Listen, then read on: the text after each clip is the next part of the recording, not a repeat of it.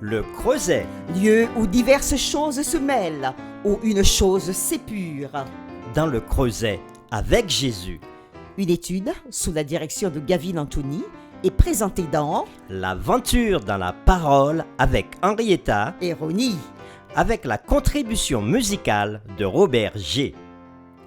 Encore une agréable opportunité de vous retrouver sur votre chaîne pour une nouvelle semaine.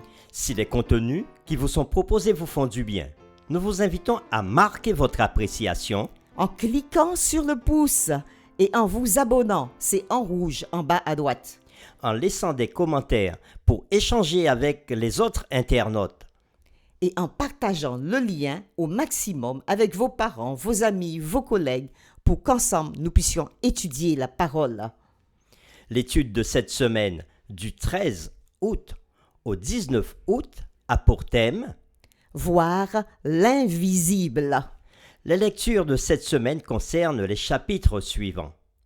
Romains chapitre 8, les versets 28 à 39. Jean chapitre 14, les versets 1 à 14. Éphésiens chapitre 1er, les versets 18 à 23. Et Ésaïe chapitre 40, les versets 27 à 31. Le texte à mémoriser pour cette semaine, que nous vous invitons à dire avec nous, se trouve dans Hébreux chapitre 11, le verset 27.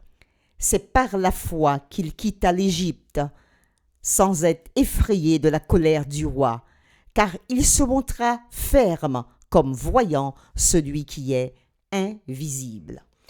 Redisons-le ensemble.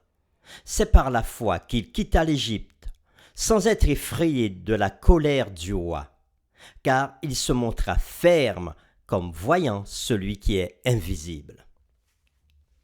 Toujours sous le grand thème, avec Jésus dans le creuset, nous avons déjà vu 6 séries de réflexions. Ces 6 séries avaient pour thème, le premier thème, le creuset du bon berger. Le deuxième, des creusets qui viennent. Troisièmement, la cage à oiseaux. Quatrième, voir le visage de l'orfèvre. Ces séries nous ont aidés à comprendre que les différentes souffrances et difficultés que nous rencontrons tout au long de nos parcours de vie étaient des creusets. Puis nous avons vu la série 5, chaleur extrême. Et la série 6, une espérance indestructible. Nous sommes passés à de nouvelles séries qui abordent les moyens de sortir des creusets, Et cette semaine, nous abordons la série. voir l'invisible. Nous vous invitons à écouter les séries de 1 à 6 que nous venons d'énumérer, si vous ne l'avez pas encore fait bien sûr, ou à écouter à nouveau pour encore mieux approfondir ces différents thèmes. Vous les retrouverez aussi en playlist. Introduisons notre semaine avec la réflexion du samedi 12. La définition de la foi dans le livre d'Hébreux est en soi un défi. Or, la foi est une ferme assurance des choses qu'on espère, une démonstration de celles qu'on ne voit pas, nous dit Hébreux chapitre 11, le verset 1er. Comment pouvons-nous avoir l'assurance de ce que nous ne voyons pas? Toutefois, c'est exactement ce que Moïse illustre dans notre verset à mémoriser. Il se montra ferme, comme voyant celui qui est invisible. Il est encore plus difficile de savoir que nous sommes appelés à voir celui qui est invisible, non seulement dans les meilleurs moments, mais surtout quand tout va mal. Donc, que signifie pour nous, en tant que chrétiens, le fait de voir Dieu, de voir celui qui est invisible? Depuis que le péché nous a séparés de Dieu, nous emmenant à travers la vallée de la souffrance et de la mort, nous désirons voir Dieu. Mais que signifie le fait de voir Dieu dans le contexte du péché? Après s'être réveillé de son rêve de l'échelle reliant le ciel à la terre, Jacob conclut qu'il avait vu Dieu face à face. C'est ce que nous avons vu dans le passé dans Genèse chapitre 32, le verset 30. Et Moïse? Que peut-on dire de Moïse? Moïse est aussi connu comme le prophète qui avait parlé avec Dieu face à face. N'est-ce pas ce que nous pouvons lire dans Exode chapitre 33, le verset 11, ou encore dans Nombre 12, verset 8? Moïse avait même déclaré au peuple d'Israël que Dieu lui avait parlé face à face, dans Deutéronome chapitre 5, le verset 4. Moïse bénit également Israël en appelant Dieu à faire luire et à tourner sa face sur la nation et à lui accorder des bénédictions, la protection, la providence, la paix et la grâce. Et tout ça dans Nombre chapitre 6, les versets 25 à 27. Dans le même ordre d'idées, lorsque Moïse exprima son désir de mieux connaître Dieu, Dieu rassura Moïse qu'il marcherait lui-même avec le peuple d'Israël, dans Exode chapitre 33, le verset 14. Mais du coup, est-ce que Moïse a réellement vu Dieu? Cependant, Moïse désirait une rencontre plus face à face et demanda à Dieu de lui montrer sa gloire divine, dans Exode chapitre 33, le verset 18. Dieu expliqua à Moïse que personne ne peut voir sa face et vivre.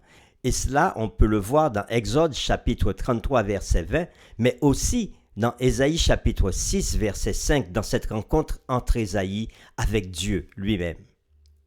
Oui, les humains ne peuvent que voir ce qui démontre la gloire de Dieu, son nom, sa bonté, sa compassion et sa miséricorde, comme Dieu l'a dit à Moïse dans Exode chapitre 33, verset 19 et les versets 21 à 23. Que pouvons-nous dire concernant David?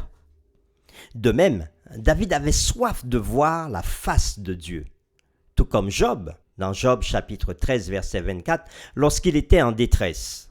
Mais David avait l'impression que Dieu lui cachait sa face, à lui et à son peuple, comme David l'a exprimé dans le psaume 13, verset 1er, le psaume 27, verset 9 et dans plusieurs autres psaumes. Mais David trouva un encouragement dans la promesse que Dieu ne cache pas sa face aux justes affligés. Et il l'exprime au psaume 22, le verset 24 et au psaume 24, le verset 6.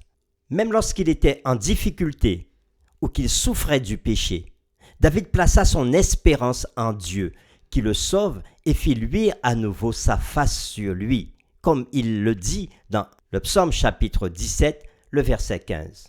Par conséquent, David pouvait toujours chanter « Mon cœur dit de ta part, cherchez ma face.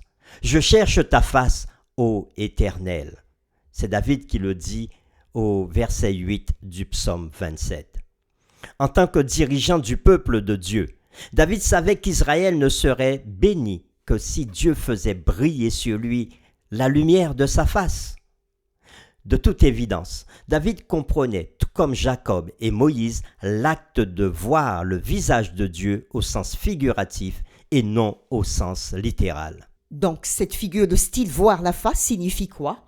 Cette figure de style indique la présence de Dieu parmi son peuple par le Saint-Esprit, Le pardon divin, le salut, l'assurance, les soins, la providence, la protection, les bénédictions de santé et de paix, les révélations prophétiques et la conduite de Dieu de son peuple dans son existence et sa mission. Oui, tous ces concepts et expériences incarnent le fait de voir Dieu par la foi. Et c'est pour cela que nous avons besoin de la foi, d'une foi chrétienne qui doit être façonnée par la vérité sur Dieu et sur le royaume de Dieu. Ainsi, cette semaine, nous verrons les séquences suivantes. Dimanche 14, la vérité sur la bonté de notre Père. Lundi 15, la puissance du nom de Jésus. Le mardi 16, la puissance de la résurrection. Le mercredi 17, pour porter nos fardeaux. Le jeudi 18, toujours fidèle quand Dieu est invisible. Et nous terminerons le vendredi 19 par le résumé et par des réflexions avancées sur la semaine qui a été écoulée. Toute cette semaine, nous considérerons des vérités essentielles qui nous permettront de rester forts lorsque nous nous trouvons dans un creuset et que nous sommes tentés de douter de tout. Et la question qui reviendra toute cette semaine sera: quelles sont les vérités sur Dieu qui peuvent vous aider à traverser les pires moments de la vie. Joignez-vous à nous dans cette prière. Seigneur, nous débutons une autre série d'études. Et cette semaine, l'emphase sera portée sur le fait de te voir, de voir ta face.